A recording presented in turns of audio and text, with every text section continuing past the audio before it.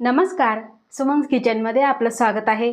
आज आपण फक्त 4 साहित्यांमध्ये उपवासाची पौष्टिक वडी कशी बनवायची ते पाहणार आहोत। आता उपवास म्हटलं की समोर येतो तो म्हणजे साबुदाणा आणि बटाटा, पण आज आपण अतिशय पौष्टिक आणि खूपच सोप्या पद्धतीने वडी बनवणार आहे।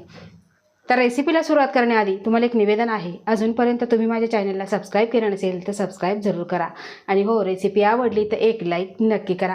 चला तर मग रेसिपीला सुरुवात करूया। आता मी गॅसवर पॅन गरम करायला ठेवलेला आहे आणि यामध्ये घालायचे आहे आपल्याला 1 वाटी शेंगदाणे। आता हे शेंगदाणे आपल्याला मंद गॅसवर खमंग खरपूस साल तडकेपर्यंत भाजून घ्यायचे आहे। तर शेंगदाणे इथे खमंग असे भाजलेले आहे, साल तडकेपर्यंत आपण भाजून घेतलेले आहे। आता हे शेंगदाणे काढून घ्यायचे आणि पूर्णपणे थंड करून याची बारीक पूड करून घ्यायची आहे। आता त्याच पॅनमध्ये घालायचं आहे आपल्याला इथे पाऊण वाटी साजूक तूप, खूप घट्टही नाही आणि खूप पातळही नाही। आता तूप गरम झालं की यामध्ये घालायचं आहे आपल्याला 1 वाटी राजगिऱ्याचं पीठ। आता हे पीठ आपल्याला मंद गॅसवर खमंग सोनेरी रंगावर भाजून घ्यायचं आहे। गॅसची फ्लेम आपल्याला मंद ठेवायची आहे।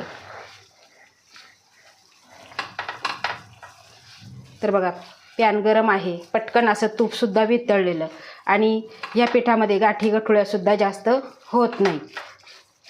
आता राजगिऱ्याचं पीठ हे तुम्हाला कोणत्याही किराणा मालाच्या दुकानामध्ये मिळून जाईल। तर बघा, सगळं मिक्स करून घेतलेलं आहे आणि मंद गॅसवर खमंग सतत हलवत हलवत आपल्याला भाजून घ्यायचं आहे। राजगिऱ्याचं पीठ आपण सतत हलवत हलवत खमंग असं भाजून घेतलेलं आहे। तुम्ही इथे कलर बघू शकता आणि खमंग असा वाससुद्धा सुटलेला आहे। आता यामध्ये घालायचं आहे आपण भाजलेल्या शेंगदाण्याची जी पूड करून घेतली ती यामध्ये आपल्याला घालायची आहे आणि फक्त आपल्याला 1 ते 2 मिनिटे परतून घ्यायचं आहे।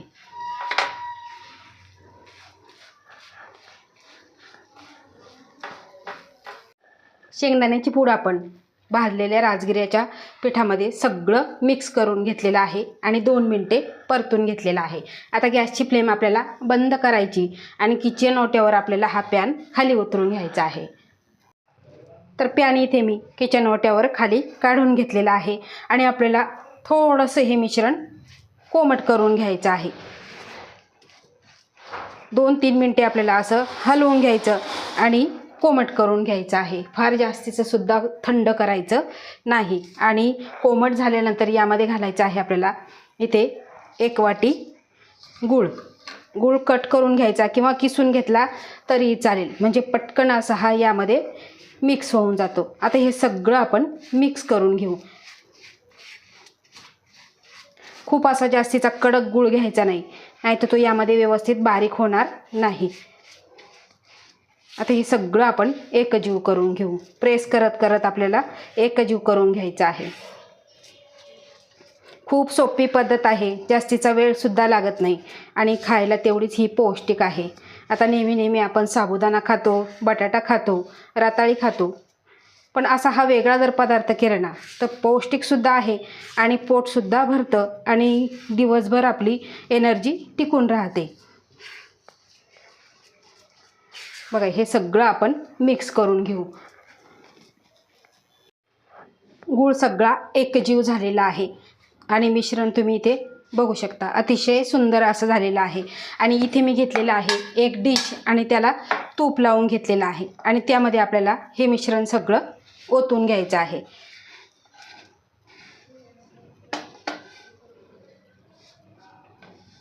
आता तुम्हाला वडी किती जाड करायची, पातळ करायची त्यानुसार तुम्ही एखादं मोठं ताट घ्या किंवा ट्रेसुद्धा घेऊ शकता। वडी मला थोडीशी जाड करायची म्हणून मी छोटासा डिश घेतलेला आहे। आता हे पूर्ण आपल्याला प्रेस करून घ्यायचं आहे, प्लेन करून घ्यायचं आहे। मिश्रण पूर्ण प्लेन केल्यानंतर यावरती आपल्याला घालायचे आहे थोडेसे काजू बदामाचे काप। तुमच्या आवडीप्रमाणे तुम्ही घालायचे आहे, नाही घातले तरीही चालेल। आणि घातल्यानंतर पुन्हा एकदा आपल्याला प्रेस करून घ्यायचं, म्हणजे छान यामध्ये सेट होतील। आता हे मिश्रण आपल्याला पूर्णपणे थंड करून घ्यायचं आहे। आता तुम्हाला घाई असेल तर तुम्ही फ्रीजमध्ये सुद्धा ठेवू शकता। वडीचं मिश्रण पूर्ण थंड झालेलं आहे आणि सेट झालेलं आहे, तुम्ही इथे बघू शकता. आता आपण कट करून घेऊ. आता वडी तुम्हाला किती छोटी मोठी त्यानुसार तुम्ही कट करायचं आहे. बघा या पद्धतीने मी कट करते. करायला खूप सोपी आहे, अगदी 10 मिनटामध्ये बनवून ही तयार होते. आता खिचडी खायचा कंटाळा आला तर अशी वडी तुम्ही बनवून ठेवली की अगदी झटपट खाता येते आणि कुणाला डब्यामध्ये द्यायची असेल, प्रवासात द्यायची असेल तेव्हासुद्धा तुम्ही ही वडी बनवून देऊ शकता. चवीला अप्रतिम लागते. तरी ती आपण वडी कट करून घेतलेली आहे. आता ही वडी आपण काढून घेऊ. तर बघा अलगद अशी वडी वरती आलेली आहे आणि खूप छान अशी ही वडी तयार झालेली आहे, तुम्ही इथे बघू शकता. आणि तोंडात टाकताच विरघळणारी वडी तयार झालेली आहे. एकदम स्मूथ अशी की ज्या आजी आजोबांना उपवास आहे आणि त्यांना दात नाही ते सुद्धा हे उपवासाला खाऊ शकतील, एवढी ही टेस्टी वडी तयार झालेली आहे. इथे सगळ्या वड्या मी काढून घेतलेल्या आहे, तुम्ही बघू शकता. अतिशय मऊसूद अशा झालेल्या आहे की ज्या आजी आजोबांना दात नाही ते सुद्धा उपवासाला ही वडी खाऊ शकतील आणि तितकीच ही पोटभरीची सुद्धा आहे. तर अशा ह्या सोप्या पद्धतीने तुम्ही साबुदाणा खाण्याचा कंटाळा जर आला तर ही वडी जरूर करून बघा. आणि ह्या महाशिवरात्रीला ही वडी जरूर करा, कारण वडी बनवण्यासाठी फारसा काही जास्त वेळ लागत नाही आणि अतिशय कमी वेळामध्ये होते. तर अशा ह्या सोप्या पद्धतीने तुम्ही राजगिरा वडी जरूर करून बघा आणि तुमचा अभिप्राय मला कमेंटद्वारे नक्की कळवा. आवडल्यास लाईक करा, शेअर करा, सबस्क्राईब करा आणि बाजूचं बेल आयकॉन बटन प्रेस करा. धन्यवाद.